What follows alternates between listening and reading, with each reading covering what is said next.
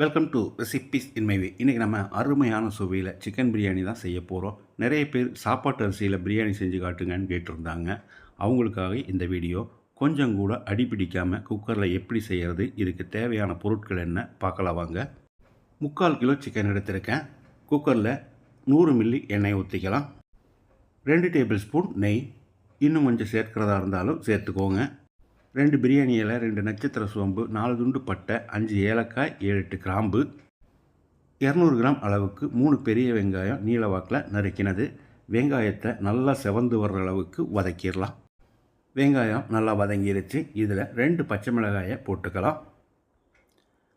300 gram அளவுக்கு 3 தக்காளியை நறுக்கி வச்சுருக்கேன். இதையும் போட்டு தக்காளியை நல்லா மசிகிற அளவுக்கு வதக்கிடலாம். தக்காளி நல்லா மசிகிற அளவுக்கு வதங்கிடுச்சு. இதில் 5 டேபிள் ஸ்பூன் இஞ்சி பூண்டு விழுது சேர்த்துக்கலாம். இது கிட்டத்தட்ட ஒரு 75 100 கிராம் அளவு வரும். இஞ்சி பூண்டு விழுது பச்சை வாசனை போகிற அளவுக்கு நல்லா வதக்கிடலாம். இது கிட்டத்தட்ட ஒரு 2-3 நிமிஷம் பிடிக்கும். இஞ்சி பூண்டு விழுது பச்சை வாசனை போயிடுச்சு. 10 வரமிளகாயை ஒரு 5 நிமிஷம் கொதிக்கிற தண்ணியில் போட்டு பேஸ்ட்டாக அரைச்சி எடுத்து வச்சுருக்கேன். இதில் 3 டேபிள் ஸ்பூன் அளவுக்கு போட்டுக்கலாம். தனி மிளகாய்த்தூள் சேர்க்கிறதா இருந்தால் 3 டேபிள் ஸ்பூன் சேர்த்துக்குவோங்க. கலருக்காக 1 டேபிள் ஸ்பூன் காஷ்மீரி வரமிளகாய்த்தூள், 1/2 டேபிள் ஸ்பூன் மல்லித்தூள். காஷ்மீரி மிளகாய்த்தூள் ஆப்ஷனல் தான். ஒரு 10-20 செகண்ட் இதை பெரட்டி விட்டுறலாம்.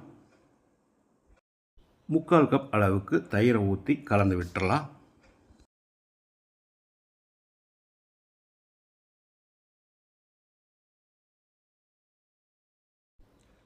இப்போ இதில் ஒரு கைப்பிடி அளவுக்கு நறுக்கின புதினா இலை, அதே அளவுக்கு நறுக்கின மல்லி இலை, 1 table spoon biryani masala, 2 table spoon கல்லுப்பு,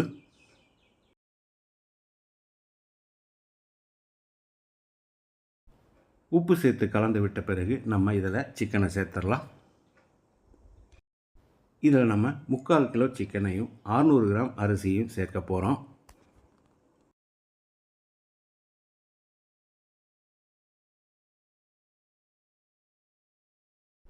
சிக்கன் சேர்த்த பிறகு நல்லா பெரட்டி விட்டுடலாம்.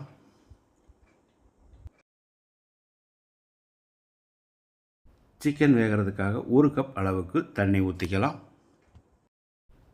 தண்ணி ஊற்றி கலந்து விட்ட பிறகு ஒரு 10 நிமிஷம் மூடி வச்சு வேக விட்டுடலாம். 10 நிமிஷம் மூடி வச்சு வேக விட்டுருந்தோம். சிக்கன் பாதி அளவுக்கு வெந்திருக்கு. இப்போ அரிசிக்கு தகுந்த மாதிரி தண்ணி ஊற்றிக்கலாம்.